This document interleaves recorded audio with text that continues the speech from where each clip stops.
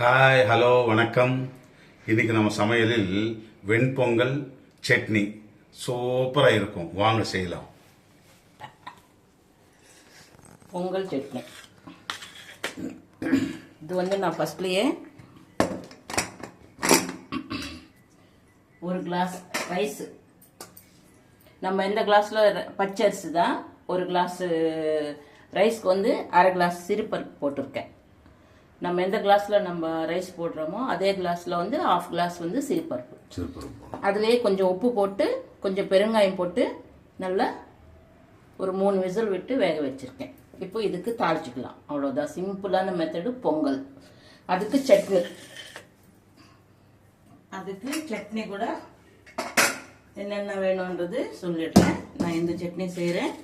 இந்த கொஞ்சம் தேங்காய், கொஞ்சம் உடச்சிக்கடலை, கொஞ்சம் வேர்க்கடலை வறுத்து வச்சிருக்கேன், ஒரு 3 பச்சை மிளகாய் வச்சிருக்கேன். அது காரம், அதுக்கு சட்னி காம்பினேஷன் பொங்கல் சட்னி. அதுக்கு ஒரு சின்ன இந்த ரெசிபியோட டிப்பு சொல்கிறேன் உங்களுக்கு. பொங்கலுக்கு நம்ம சட்னி செய்யும்போது கொஞ்சோண்டு புளி வச்சுக்கணும். பார்த்தீங்களா, இது கொஞ்சம் புளி, ஏன்னா இதுக்கு தகுந்த போல் வச்சுருக்கேன். நீங்கள் கொஞ்சம் நிறைய வேணுமா நீங்கள் கொஞ்சம் வச்சுக்கலாம். பொங்கலுக்கு மட்டும்தான் புளி வைக்கணும். நம்ம இட்லி தோசைக்கெல்லாம் புளி வைக்க வேண்டியது இல்லை. இது வெறும் வேர்க்கடலையும் சட்னி பண்ணிக்கலாம்.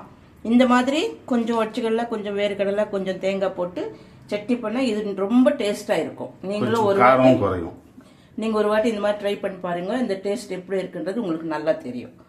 இப்போ கொஞ்சம் இதுக்கு தகுந்த போல் உப்பு வச்சுக்கலாம்.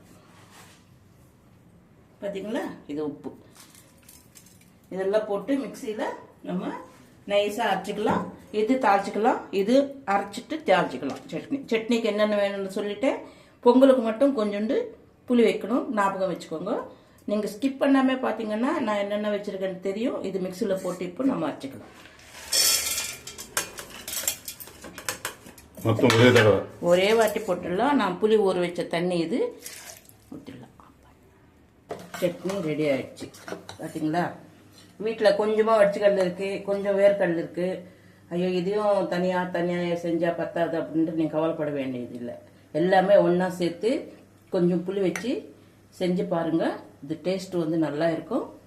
இதுக்கு தாளிச்சிக்கலாம். சும்மா கடுகு போட்டு ஜீரகம் போட்டு தாளிக்க வேண்டியது தான். ஒரு ஸ்பூன் போதும், நிறையா எல்லாம் தேவையில்லை. ஏன்னா பொங்கலுக்கு கொஞ்சம் நிறையா சேர்க்குறோம், சட்னிக்கு கொஞ்சமாக போட்டுக்கலாம்.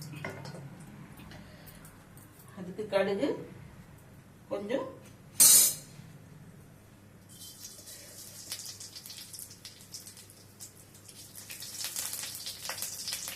கொஞ்சம் ஜீரகம்,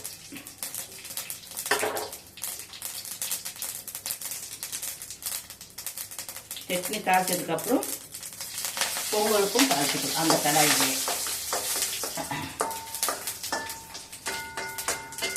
பார்த்தீங்களா, ஓகே, இது chutney ready.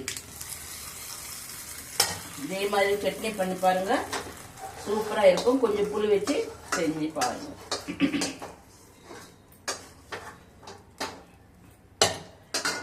Okay, chutney okay. இப்போ இதுக்கு தாளிக்கலாம்.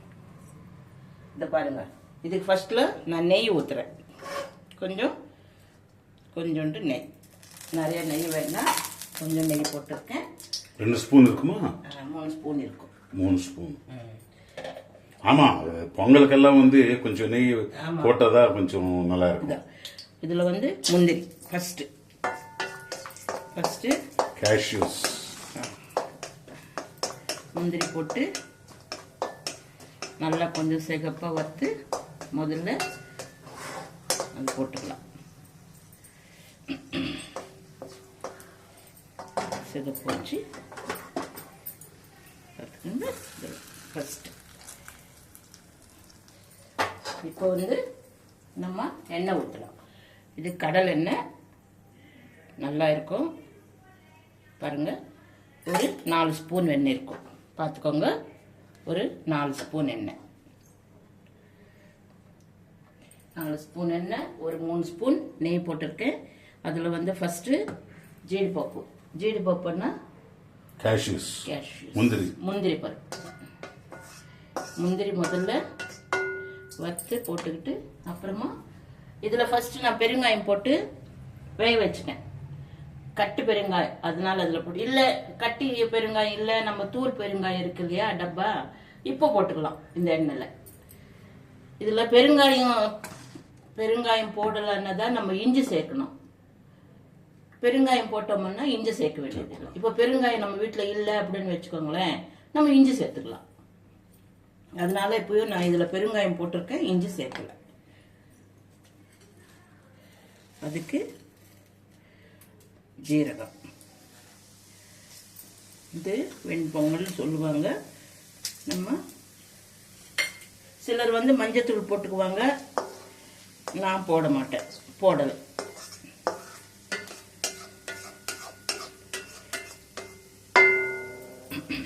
கொஞ்சம் கலர் வர வரைக்கும் நல்லா ஸ்மெல்லு வரும். நம்ம ஜீரகம் மிளகு பட்டு பட்டுன்னு சவுண்டு வருது பாருங்க. மிளகு சிம்பிளான மெத்தடு, தெரியும் எல்லாருக்குமே தெரியும். நான் மெயினாக சொல்கிறது பசங்களுக்காக தான் சொல்கிறேன். தெரியாதவங்க தெரிஞ்சு இதே மாதிரி செஞ்சுக்கோங்க. நைட்டு வீட்டில் எதுவுமே இல்லை அப்படி என்னும்போது நம்ம வந்து இது செஞ்சுக்கலாம். இப்போ இது கொட்டிடலாம். இல்லை அவ்வளோதான், முடிஞ்சு போச்சு. சீரகம் நல்ல கலர் வந்துடுச்சு, ஸ்மெல்லோட வருது பாருங்க. அவ்வளோதான். இப்போ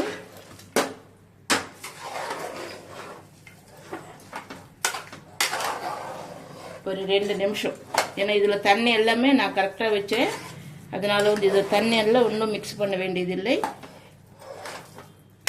பார்த்தீங்களா அவ்வளோ நல்ல ஸ்மெல்லாக இருக்குது, சூப்பரான ஸ்மெல் வருது. நீங்களும் இதே மாதிரி செஞ்சு சூடாக வச்சு சாப்பிட்டோம்னா நல்லா இருக்கும். இந்த மாதிரி சட்னி மட்டும் பண்ணிக்கோங்க, இந்த சட்னி சூப்பராக இருக்கும்.